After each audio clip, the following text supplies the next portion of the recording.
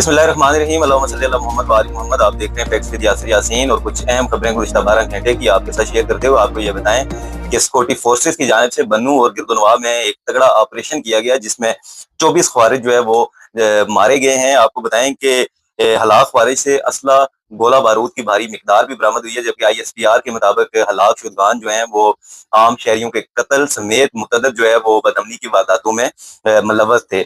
Iran America की कशीदगी में आए रोज इजाफा देखने में आ रहा है। आपको बताएं कि ईरान की जानिब से बहरीन, कुवैत और कतर पर मिसाइल और ड्रोन हमले जारी हैं, जबकि आबनाए हरमज में आमदोरफ्त मुतासर हो गई है।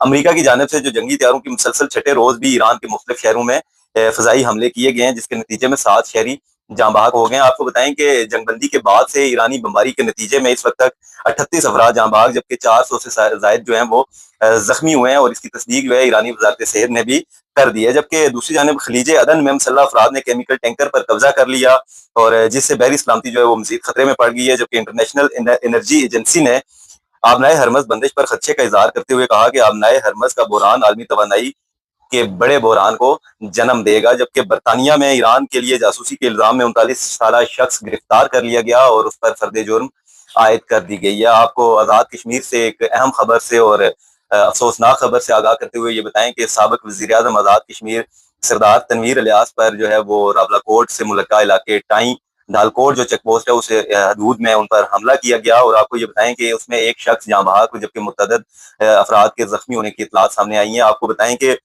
सरदार तनवीर इलियास 2 रोज़ा दौरे पर रावलाकोट जा रहे थे और टाई के मुकाम पर उन पर हमला किया गया, जिसमें सरदार आसफ यूसुफ नामी जो उनका गार्ड था जो जाँ बहक हो गया। और ये आसफ यूसुफ जो है ये गोराब लंदरी के रिहायशी थे और कुछ अर्सा कबल ये रिटायर हुए थे। ये वज़ीर आज़म पाकिस्तान के सिक्योरिटी ड्यूटी में शामिल थे। जबकि आपको बताएं कि साबिक वज़ीर आज़म सरदार तनवीर इलियास के जो मावने खुसूसी हैं इम्तियाज शाहीन समेत दीगर मुतअद्दिद अफराद के जख्मी होने की इतलात भी सामने आई हैं। सरदार तनवीर इलियास हालिया दिनों पाकिस्तान पीपल्स पार्टी छोड़कर इस्तेहकाम पाकिस्तान पार्टी में शामिल हुए थे। दूसरी जानिब आपको बताएं कि पाकिस्तान के खिलाफ बरतानवी सरजमीन जो इस्तेमाल हो रही थी उस पर बरतानिया का एक अहम मौकफ जो है आज वो सामने आया। इस हवाले से बरतानवी हुकूमत ने यह कहा है कि बरतानिया इज़हारे आज़ादी इज़हारे राय पर किसी किस्म का कदगन नहीं लगाता, लेकिन एहतजाज और अपना मौकफ बयान करने में उसकी भी कानूनी हदूद जो हैं वो वाज़िया हैं। और इस हवाले से आपको बताएं कि बरतानवी हुकाम का ये कहना है कि पुरअमन एहतजाज हर शहरी का हक है, लेकिन कानून के दायरे में। अगर पुरअमन एहतजाज की आड़ में तशद्दुद, धमकी और खौफ फैलाने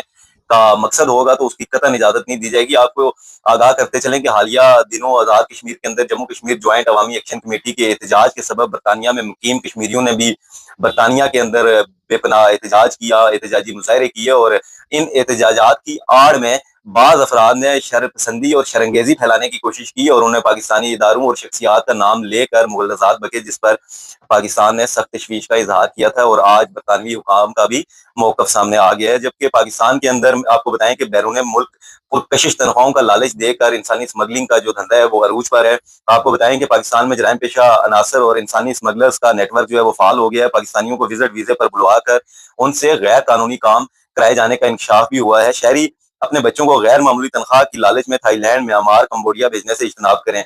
इस हवाले से ताज़ा एदाद शुमार जो सामने आए हैं, आपको बताएं कि 3,313 अफराद जो विजिट वीजे पर कंबोडिया गए वो ताहाल वापस नहीं आ सके, और जराये के मुताबिक इन अफराद से वहां पर जिनसी सरगर्मियों समेत साइबर क्राइम जैसे इकदाम भी करवाए जाते हैं। आपको थोड़ी सी तफसील बता दें कि 2024 में 13,000 जबकि 2025 में 11,000 और 2026 में ताहाल 395 पाकिस्तानी जो हैं वो कंबोडिया जा चुके हैं। उसके साथ आपको बताएं कि महंगाई की शरह में जो है वो इजाफा आए रोज देखने में आ रहा है। एक हफ्ते में 27 अशिया ज़रूरिया की कीमतों में इजाफा नोट किया गया। सबसे ज्यादा इजाफा डीजल और पेट्रोल की कीमतों में 4.40% रिकॉर्ड किया गया। इसके साथ साथ आलू, प्याज, अंडे, लहसन और तमाम दालों समेत बुनियादी जो अशिया ज़रूरिया हैं उनकी कीमतों में इजाफा देखने में आया है। जबकि ईरान अमेरिका की कशीदगी के सबब पेट्रोल डीजल की कीमतों में मजीद इजाफे का खदशा जाहिर किया जा रहा है। आलमी मार्केट में तेल की कीमतें बढ़ने से डीजल की कीमत में 40 रुपए फी लीटर जबकि पेट्रोल की कीमत में 10 रुपए फी लीटर इजाफे का खदशा है। और ये पेट्रोल बम जो है ये पाकिस्तानी मीशत और पाकिस्तानी अवाम पर